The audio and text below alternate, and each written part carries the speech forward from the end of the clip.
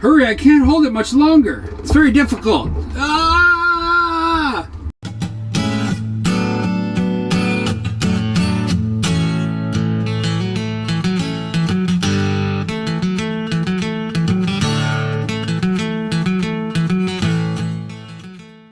Previously on Sailing Adrift, we gave you a brief tutorial on solenoids and relay switches and how we're going to use them for the windlass. Then we started wiring up the windlass, which meant building a wall for the assembly to be fastened to. Securing that in place. There. And now we're here. This sponge has seen better days.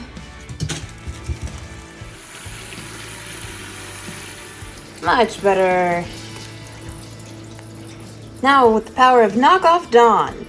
Up on the boat this morning, gonna stick my head in this locker and clean out the amine blush that's been sitting there over the epoxy and fiberglass. It's important to get that scrubbed off now so when we sand, the amine blush doesn't dive deeper into the surface and then cause issues down the road.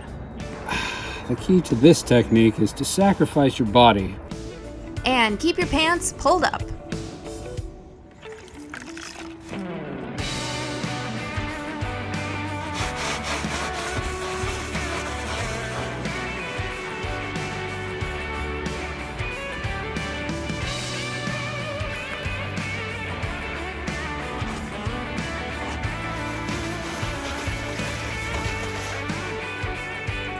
Coming at you from the V-berth, this is that wall we put up the other day, so now it is all dry. I'm gonna peel off this nylon here, see what we got to work with underneath, but first I gotta take off these boards, so I'm gonna go ahead and do that.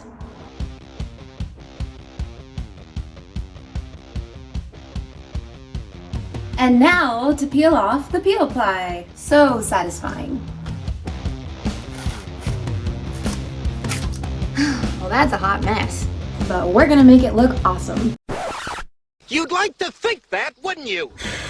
Well, shoot, I had everything prepped, ready to go, and then I went on the outside and thought I should clean this area up. So I went up there, dumped a ton of water down the hatch, then came in on the other side and realized there's a small leak. So we're trying to determine where that leak is right now. I mean, obviously it's coming through this pinhole right here.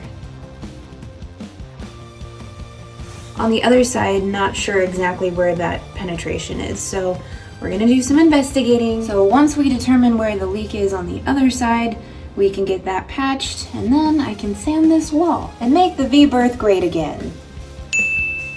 I don't think it was ever great. It's always kind of looked like this. Upon further discovery, we determined the location of the leak. Right here.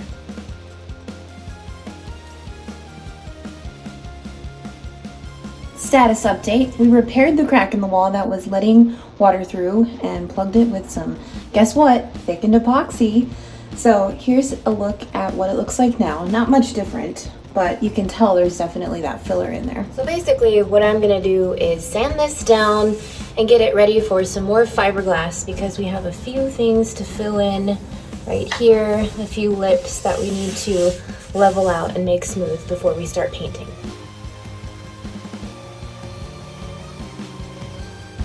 Up on top of the deck now, gonna do the same thing to the chain locker. Only this will be a little more cumbersome.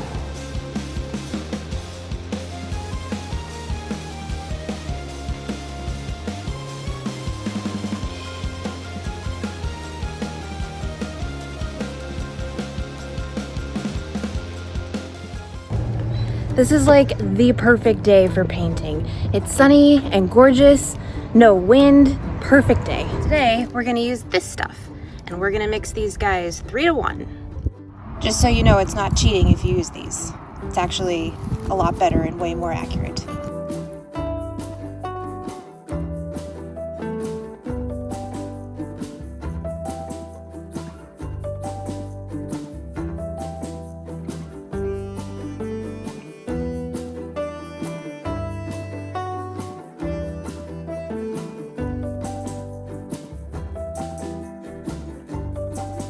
Now we just need to wait 20 minutes for the induction time. It's now been 20 minutes. I have my hood up to protect my hair because that is important. I have to be really strategic about how I'm going to dive into this thing and get this coat of primer on.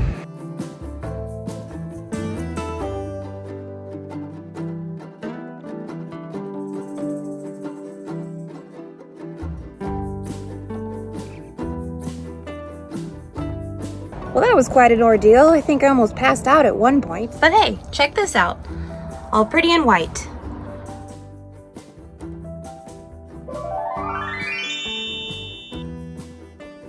Well, that about wraps it up for today. Tune in next week as we make our way across the Pacific. Okay, here's our project. Oh man, I'm a little worried about the length of these. These wires are barely gonna fit. They're kind of beat up. Here's a new one. Here's all the rest of the oldies but goodies. For this project, we'll need one gray box that is waterproof with a gasket. One roll of inappropriately colored butyl tape. Why is it inappropriate? Because it's black, so it wouldn't look as good as the gray stuff we have. It's just gonna be hiding back here to make kind of a last-ditch waterproof gasket.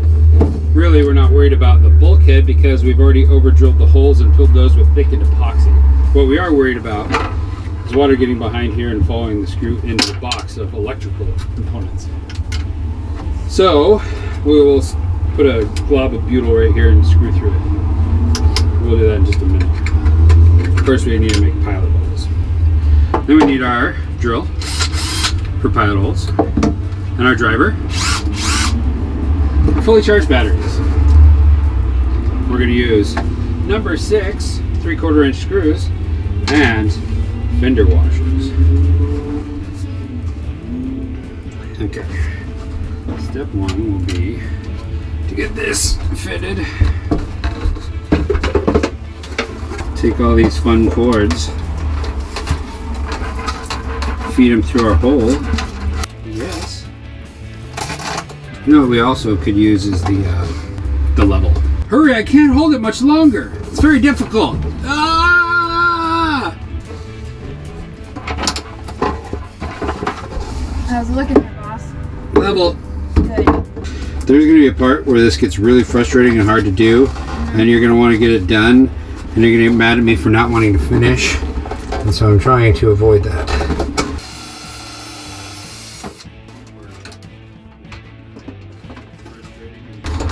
So long, we need to trim it. I'm gonna go get something to trim that. Will you just take some butyl and basically put a nice double fat layer on each of these 3 holes? These 3.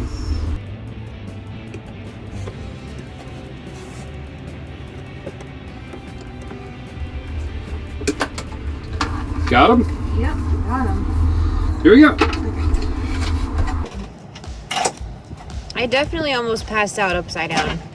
Painting? Yeah.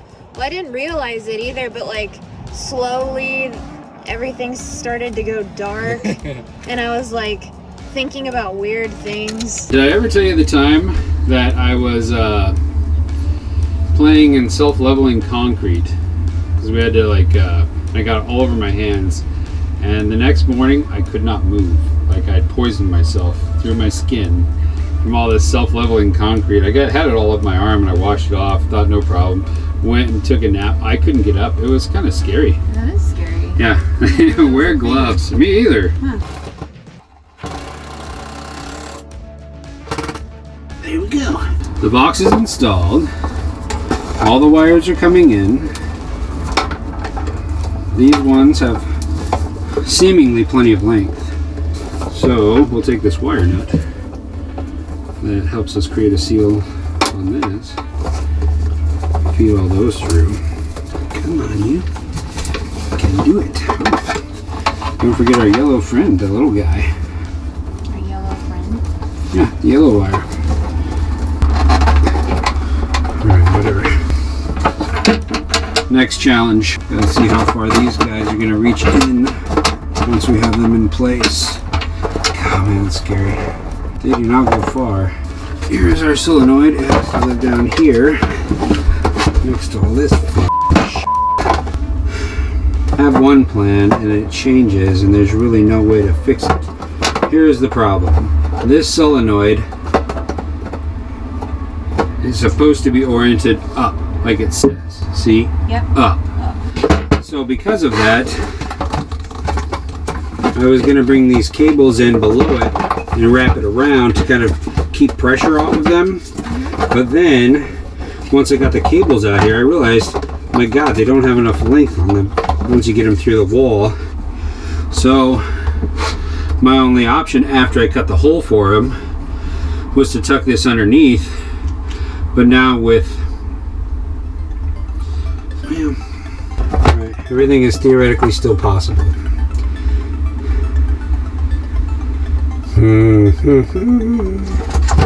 So the next step is to put the conduit in for these wires, which is this stuff right here. Wow. Liquid type. So now I've got to figure out. There's one more piece.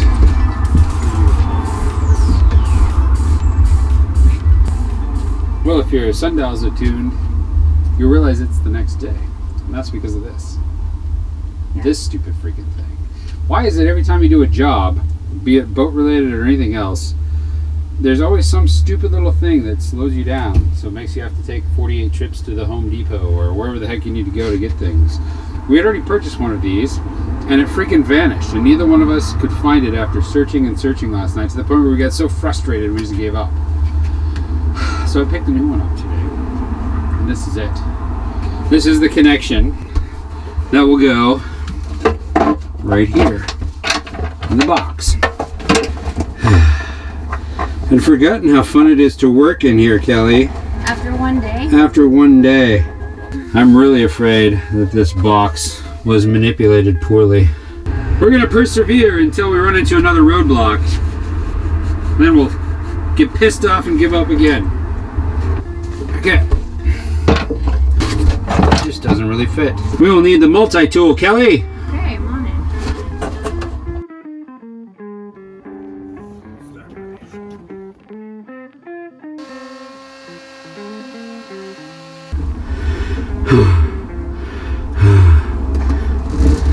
You gonna bend?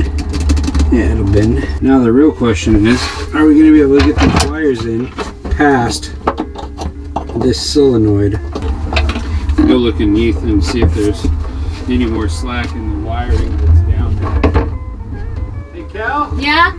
will you go into the shop and get the little finger sander? Yeah. Thank you. It's just saying when our special delivery might be made. What delivery? You'll see.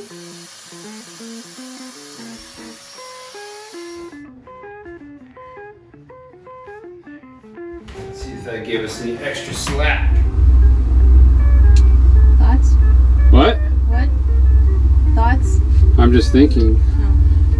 Okay, here's what I'm worried about. When we get these wires in through, even if we can make these connections, the wires from the windlass are going right past the power terminal. This one's the power terminal that's there all the time, and then this is the up and this is the down. So when the controller says to close this, power goes from here to here, and when that says to close this, power goes from here to here.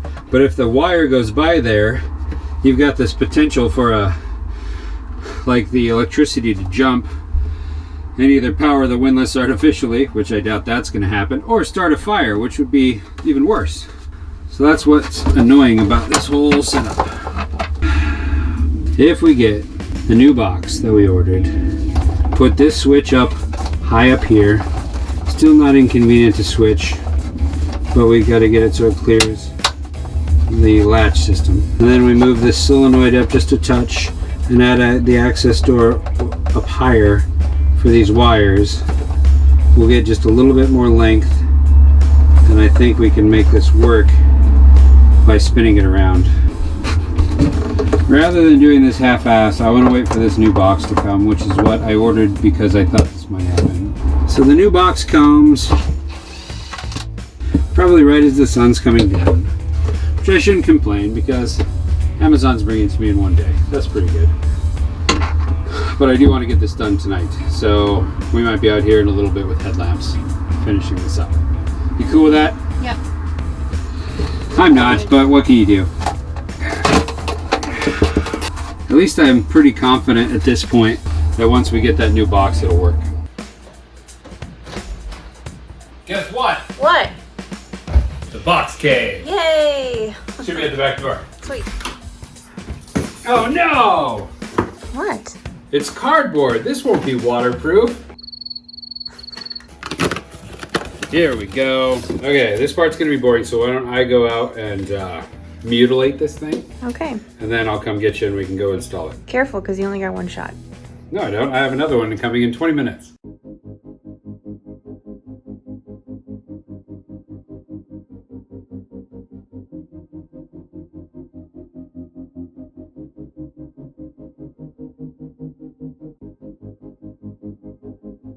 The box is in. Mm-hmm. Next step, cutting a piece of this stuff.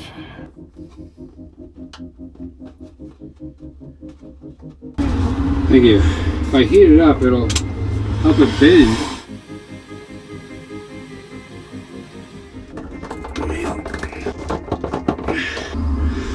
Okay. I mean, we're ready to start making connections, I guess. Let's do some crimping. Now we gotta bring out the crimping beast and figure out how to use that. Oh, it's not like spring loaded. No, so it takes like just 3 hands to do everything. That's convenient. Yeah. Are you ready? Ready.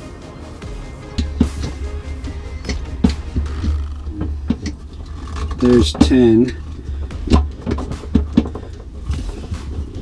There, 11. That's lucky. Heat shrink. Here we go.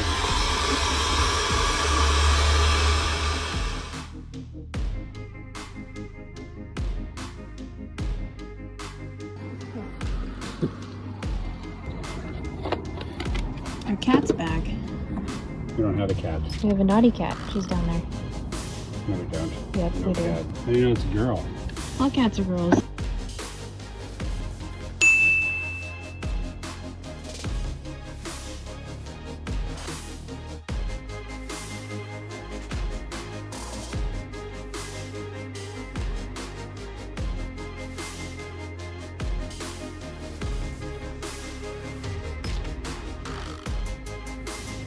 Alright, before I show you this, you have to remember that this is just a trial run and I'm going to come back and clean this thing up because it's pretty embarrassing how much of a rat's nest this actually looks like. But I believe I have it all wired up according to this plan. The only thing I haven't done yet is kind of secure all the fixtures and things. Well, let's take a look. So here it is. Here's the big mess. Everything is wired up. As far as I can tell, tomorrow we should be able to give it a test, hook these up to a battery at the other end, and see if we can make this windlass work. Right here. Let's hope it works. Otherwise, it's 10 p.m. and I look like this, so I'm going to go ahead and call it a night. We'll pick this back up in the morning. I suppose I should pick some of this stuff up too before I leave. So, see you in the morning. Day 47 of the Windlass install. This isn't day 47. Feels like it. It's a long night, man. I got done at about 11 last night. And this looks less than pretty. I'm gonna see it in the daylight. Everything is connected to where it's supposed to be, I think. So if this test is a great success, I will come in here and mount things and label things and make this look right. But for right now, we're just gonna let it hang, bro. Let it hang. We gotta hook up a battery. Here is the power, positive and negative. We'll hook these up to a battery and then be able to make the windlass work with our remote switches. There's a lot of ifs though. I mean, theoretically, I can't think of what would cause us not to be able to be successful, but at the same time, there's a lot of factors involved. Yeah, I'm really rooting for you. Thanks, Kell. You're welcome. Deep dive. It's really just an awkward dive. So we'll just test it and call it good. Sounds good. It worked flawlessly. Not that one. Which one? Okay.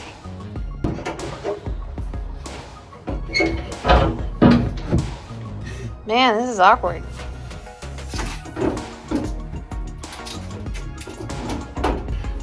Got it. Here, just toss it up.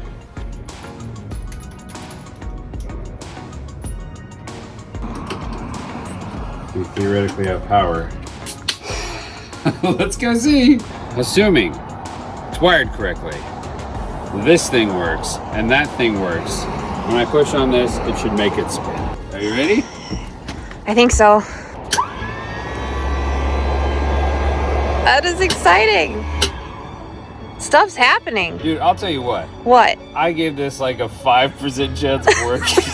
Seriously. And the only thing we have to do is reverse it, because right now this is obviously up and this is down. But all we have to do to fix that is we just need to pull this off and pull this off and switch them. Oh, that's easy. Yeah. Wow. And down. I'm gonna call this a success, Cal. Yeah, me too. Look what we did. Now I just gotta clean up my rat's nest. Okay. Whew. Cool. That's such a relief. No kidding. Hey you, thanks for watching.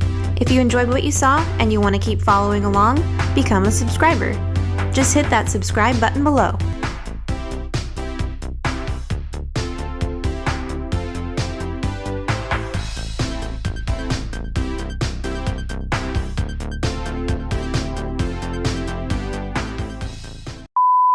Test. Hi, test. Believe it or not, I can get clear down to the top of your boobs, and your head looks small in this. That's exactly what it looks like. And I'm cribbing my dong. Yeah. I could think of better ways to spend a Sunday.